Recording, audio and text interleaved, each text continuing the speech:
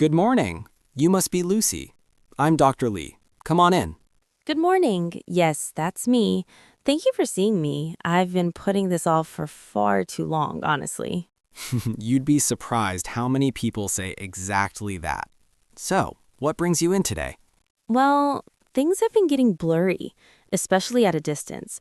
I'll be sitting in a meeting and I genuinely cannot read what's on the screen across the room.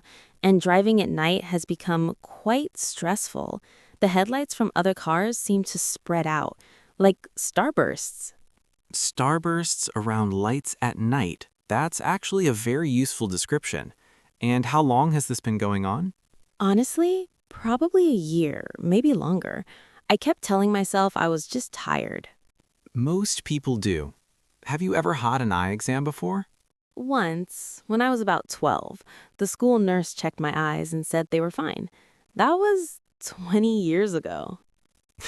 20 years is a long time between checkups. Eyes change a lot, especially in your 30s. But don't worry, that's exactly what we're here for. Let's take a proper look. Lucy walked in nervous, unsure, a little embarrassed about waiting so long. Sound familiar? That feeling, putting something off, telling yourself it's fine. That's very human and very relatable in English, too. Let's look at that phrase she used. I've been putting this off for far too long.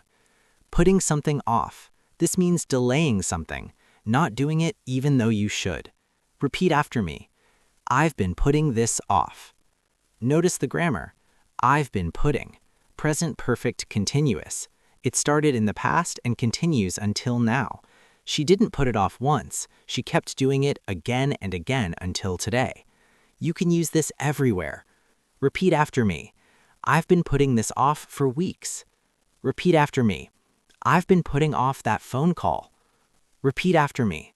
I keep putting it off. Okay, Lucy. Let's start with the basics. I'm going to ask you to read some letters from that chart on the wall. Just read as far down as you comfortably can. Don't strain. Just tell me what you see. All right. E, F, P. Is that a B or an R? Don't guess. Just tell me when it gets unclear. Okay. It gets unclear around that fourth line, I think. Good. Now cover your left eye with this paddle. Just hold it there. Right eye only. Same chart.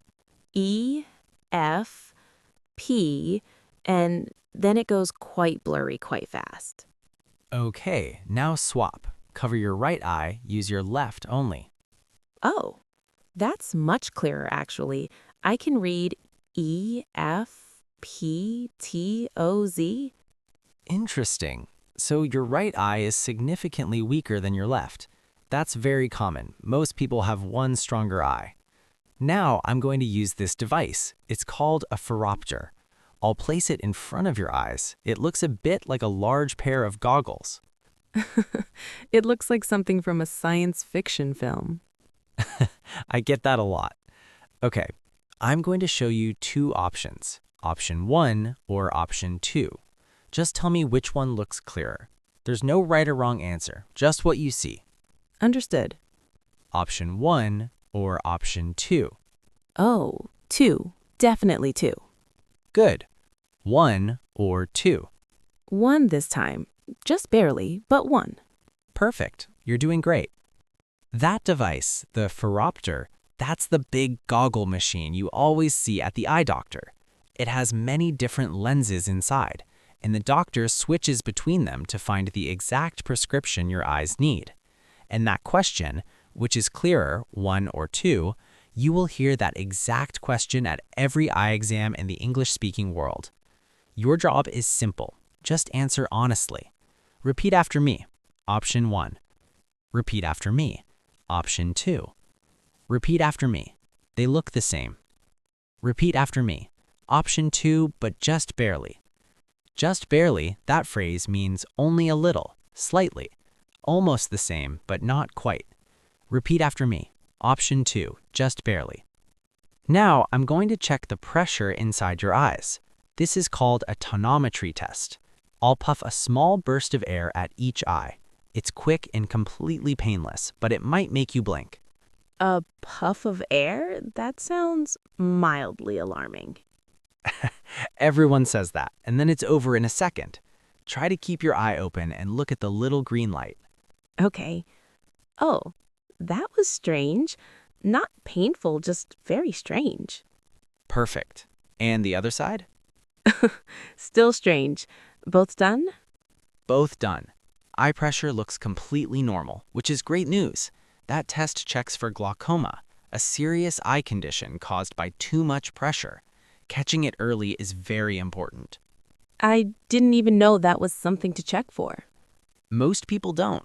That's what regular exams are for. Let's talk about the key vocabulary from the examination. Eye chart, the poster on the wall with letters getting smaller. You read it to test how sharp your distance vision is.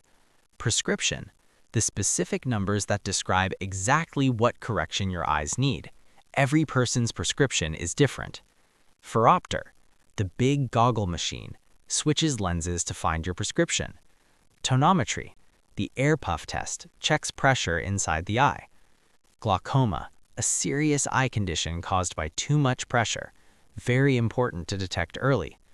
Now, a key sentence. Repeat after me. My vision gets blurry at a distance. Repeat after me. Things are clear up close but blurry far away. These descriptions tell the doctor exactly what type of vision correction you need.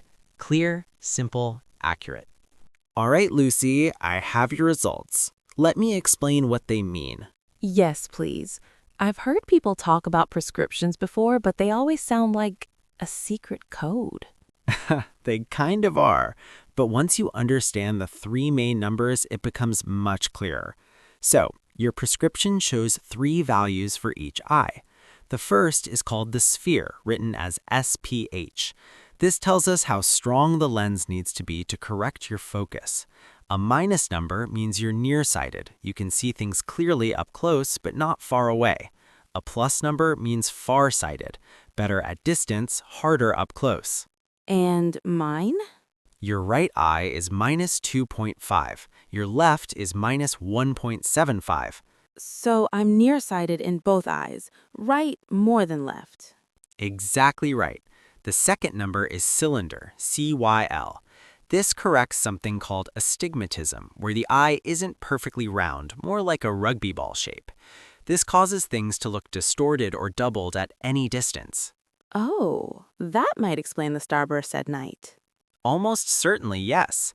And the third number is the axis, which tells us the angle of the astigmatism. You don't need to memorize these. That's what the prescription is for, but understanding what they mean helps. It really does. So, does this mean I definitely need glasses? You need correction, yes. Whether that's glasses, contact lenses, or both, that's your choice. With your prescription, you have several very good options. Let's slow down on the prescription vocabulary because these words come up every time. Nearsighted. You can see things clearly that are near to you. Far away things are blurry, also called myopia. Farsighted. You can see things clearly that are far. Close things are harder, also called hyperopia. Astigmatism. The eye has an irregular shape. Things look blurry or distorted at any distance. Three key sentences to use with your doctor. Repeat after me. I'm nearsighted. Repeat after me. I have astigmatism.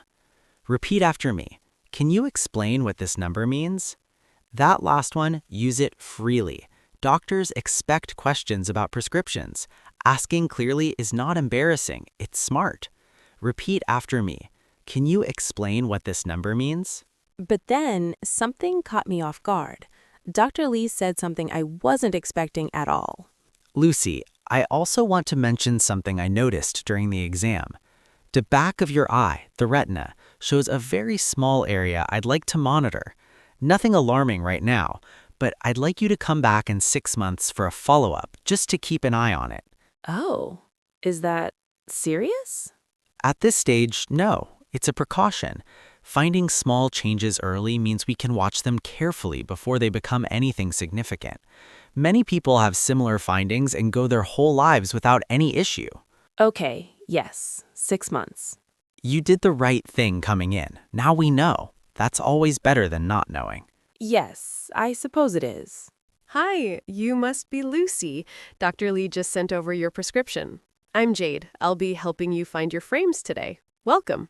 Thank you. I have to say, I've never done this before. I've never owned a pair of glasses in my life. Oh, a first-timer. That's actually the best kind of customer. You have no bad habits and no strong opinions yet. Total blank canvas. That's one way to look at it. Dr. Lee mentioned something about blue light lenses. He said I'm at a screen most of the day. He's right, and that's actually the first thing I was going to bring up. Blue light filtering lenses are a coating we add to the lens itself. They reduce the amount of blue light coming from screens, phones, computers, tablets. A lot of people notice fewer headaches and less eye strain by the end of the day. I get headaches constantly. I always assumed it was stress. Could be both, but screens are a much bigger factor than most people realize. I definitely recommend adding that coating. It's not expensive and the difference is noticeable. Yes, let's do that. He also mentioned something about anti-reflective coatings. Smart man. Anti-reflective coating reduces glare from car headlights, office lighting, screen reflections. It also makes your lenses look cleaner and your eyes more visible to other people. Very worth it. Right, so blue light filter and anti-reflective. Got it. Perfect. Now the fun part, frames. Any idea what style you're looking for? Something professional, but not too severe. I don't want to look like I'm permanently stern. Not stern. Understood. Can I ask, what do you do for work? I'm in marketing. Lots of meetings, presentations, client calls. I need to look like I know what I'm doing. Then we want something that says confident and approachable at the same time. Let me pull 3 very different options and we'll go from there. Okay, option 1. Classic rectangular frame. Thin metal, rose gold color. Very popular right now. Oh, those are actually quite lovely. Very elegant. They really suit your face shape. You have an oval face. You're lucky, honestly. Almost every frame shape works on you. But those feel a bit safe, maybe? Safe is right. Nice, but not exciting. Exactly. Try option 2, round frames, tortoiseshell pattern. These feel more artistic, like I should be carrying a notebook in a Paris cafe somewhere. Which is a great look, just maybe not the confident marketing professional look you're going for. Exactly. Not quite right. Okay, what's option 3? Option 3 is my personal recommendation. Large rectangular frames, dark navy. Bold but clean. These make me look like a professor. A very stylish professor. I genuinely mean that as a compliment to myself. These are serious, confident, like I've already read every book in the room. That's exactly what a good frame does. It says something before you speak. The rose gold ones were lovely, but these feel like me, the person I want to be in a meeting anyway. Then those are your frames. Let's go over the key lens vocabulary from today, because when you walk into an optical shop, you'll hear all of these. Single vision lenses, one prescription throughout the whole lens, most common, for nearsighted or farsighted correction. Progressive lenses, different strengths and different zones of the lens, distance at the top, reading at the bottom, no visible line between them. Blue light filtering, a coating that blocks blue light from screens, helps with eye strain and headaches. Anti-reflective coating reduces glare from lights and screens, makes lenses look cleaner. Photochromic lenses, also called transitions, darken automatically in sunlight, go clear indoors. Now, repeat after me. What lens options do you recommend for my prescription? Repeat after me. Does this frame come in a different color? Repeat after me. Can I add blue light filtering to these lenses? Okay, almost done. One last thing. Do you have vision insurance? I have travel insurance from the UK. Dr. Lee asked about it too. I honestly have no idea what it covers here. That's really common with international visitors. So here's how it works in the US. Vision insurance typically covers one full eye exam per year and then a fixed allowance toward frames and lenses, usually between $100 and $200 toward frames. And if my frames cost more than that, you pay the difference yourself. We call that out of pocket. So if your allowance is $150 and the frames are $250, you'd pay the $100 difference.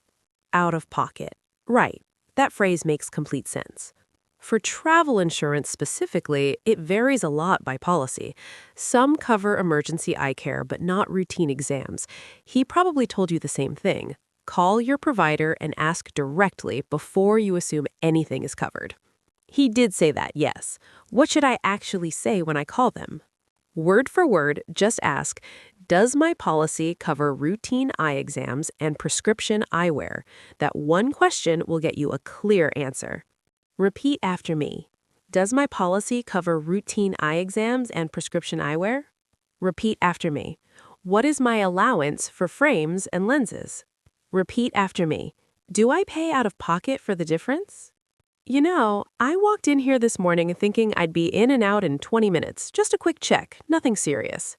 And instead, I find out my right eye is significantly weaker than my left. There's something on my retina Dr. Lee wants to monitor.